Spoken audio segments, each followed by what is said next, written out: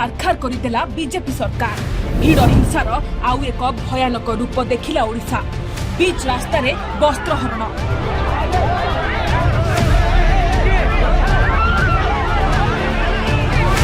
महिला निर्यातनार अमानवीय बर्बरता देखि पारुछ तो मोहन बाबू। दिल्ली आसिथिबा जणे महिला एनजीओ कर्मचारी को रायगड़ा रे किभली विवस्त्र करी माड़ मरा जाउछि।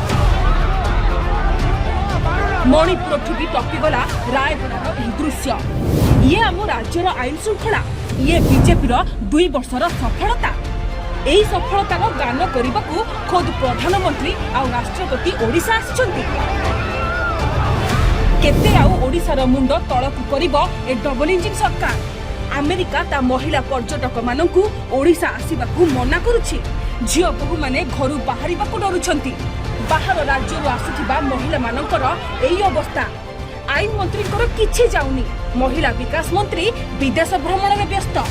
आज ए उत्कल माटी रे महिला आखि लुह स्पष्ट करुछि। एई भली दुशासन मुखा पिंधा अयोग्य सरकार पाई सारा ओडिशार वस्त्र हरण होई सारिछि।